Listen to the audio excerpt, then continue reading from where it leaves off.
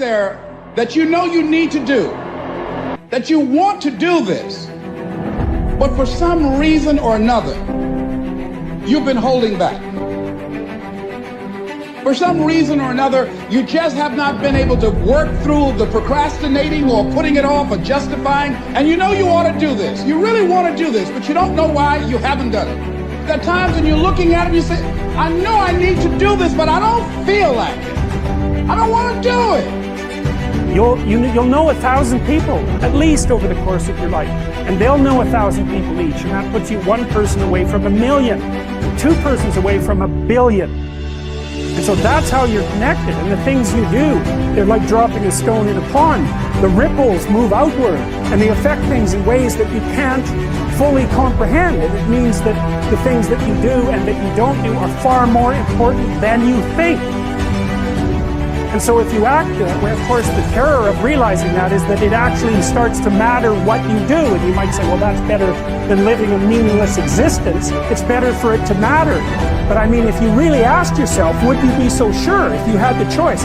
I can live with no responsibility whatsoever. The price I pay is that nothing matters. Or I can reverse it and everything matters. But I have to take the responsibility that's associated with that. It's not so obvious to me that people would take the meaningful path. There's always going to be a reason to wait. There's always going to be a busy schedule. There's always going to be something unexpected that happens. It's always going to be that way. You have to fucking work through it. But a lot of you motherfuckers just don't want it.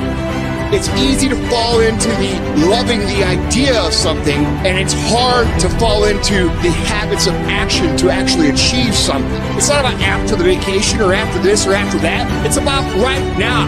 Now resolutions are the only thing that give results. And I found out that the same things can happen to two different people. One gets rich and one stays poor. Why is that? It's not what happens, it's what you do. Two men wake up one morning, there's a rainstorm on. One of them looks out his window, sees the rainstorm, and he says, wow, what a storm. With weather like this, they can't expect you to go out and make sales. He stays home. Same morning, the other guy looks out his window, sees the same storm, says, wow, what a storm. But he says, you know what, with weather like this, what a great day to go out and make sales. Most everybody will probably be home, especially the sales. See, that's the difference in how your life works out. It's not what happens, it's what you do. Here is your great soul, the man who has given himself over to fate. On the other hand, that man is a weakling and a degenerate who struggles and aligns the order of the universe and would rather reform the gods than reform himself. You will only get one shot at today. You have only 24 hours with which to take it. Then it is gone and lost forever. Will you fully and hit all of today? Will you call out, I've got this, and do your very best to be your very best to be your very best? What will you manage to make of today before it slips from your fingers and becomes the past? When someone asks you what you did yesterday, do you really want the answer to be nothing?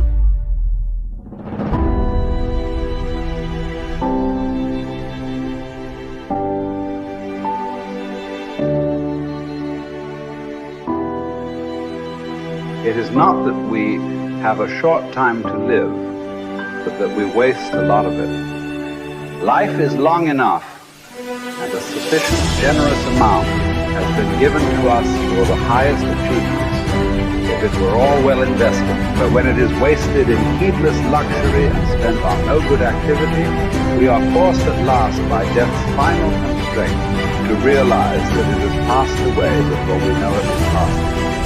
As for us, we face things that are not nearly as intimidating, and then we promptly decide we're screwed. This is how obstacles become obstacles.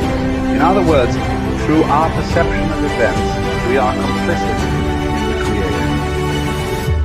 As well as the destruction of every one of our obstacles, there is no good or bad without us, there is only perception. There is the event itself, and the story we tell ourselves about what it means. When you catch yourself procrastinating, forgive yourself. Step 1. The next time you catch yourself procrastinating, step 1, is forgive yourself. And there's a really profound reason why. Procrastination is not about laziness. It's not about a lack of discipline. It's not something you do because you're dumb. Procrastination is a coping mechanism. You just have a desire to feel good right now. You deserve that. You have a desire to lessen the stress in your life. And you deserve to lessen the stress in your life. I get it. When you're somebody that procrastinates, you're really hard on yourselves to begin with. In fact, being hard on yourself is one of the major causes of why you're so damn stressed. And so taking a moment and forgiving yourself, and you've got to actually have a talk with yourself, where you are sitting there like, oh my God, 2 hours just went by? Wow, I must be really stressed out. I forgive myself for just blowing off 2 hours on social media, and you know what? I can spend the next hour setting my day up tomorrow for success. The next step that you're going to take, once you forgive yourself, you got to recognize that you're doing it. Why? Because patterns and habits repeat unless you replace them. And so noticing that it's a pattern, catching yourself, forgiving yourself, that is a way we're going to break this pattern. Because the step 2, based on research, you must identify what you're stressed about. When you identify what you're actually stressed about, it loosens its grip on you. It comes out of hiding. And see, I think that stress backpack is an important analogy or metaphor. If you're sitting on the couch, 2 glasses of wine in, and you realize you've procrastinated for the last 5 hours, and you've acknowledged it, you've forgiven yourself for doing it, you've acknowledged the stress that you feel because, you are in a fight with a friend or a boyfriend or whatever, what is the you that's going to wake up tomorrow morning want you to do right now? I'll tell you what that you wants you to do. They want you to get off the couch. They want you to pack lunch for tomorrow. They want you to brush your teeth and turn off the TV and the phone and read 10 pages of nonfiction and get a good night's sleep.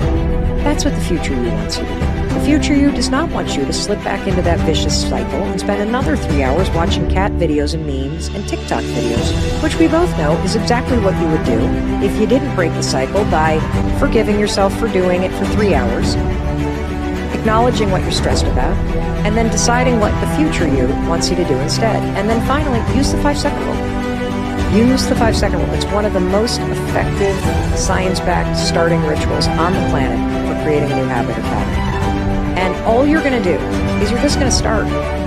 Because after you've forgiven yourself and you've validated what's stressing you out, and you've tapped into the future you who is kicking ass and taking names and needs you right now, the problem isn't your ability to do what you need to do.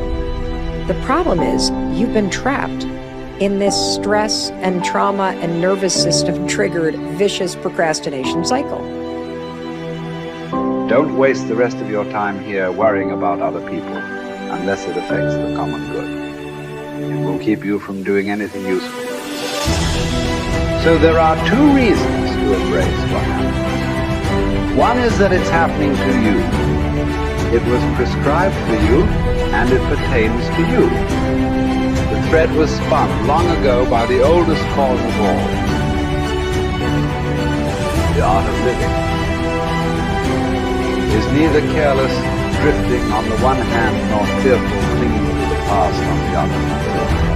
It consists in being sensitive to each moment and regarding it as utterly new and unique, in having the mind open and wholly receptive. When you start to lose your temper, remember, there's nothing manly about rage. It's courtesy and kindness that define a human being, and a man. That's who possesses strength and nerves and guts, not the angry whiners. People seek retreats for themselves in the countryside, by the seashore, in the hills, and you too have made it your habit to long for that above all else. But this is altogether unphilosophical. When it is possible for you to retreat into yourself whenever you please, for nowhere can one retreat into greater peace or freedom from care in one's own soul. Especially when a person has such things within him, he merely has to look at them to recover that perfect ease of mind. And by ease of mind, I mean nothing other than having one's mind in good order. So constantly, Grant yourself this retreat and so renew yourself, but keep within you concise and basic precepts that will be enough at first encounter to cleanse you from all distress and to send you back without discontent to the life to which you will return.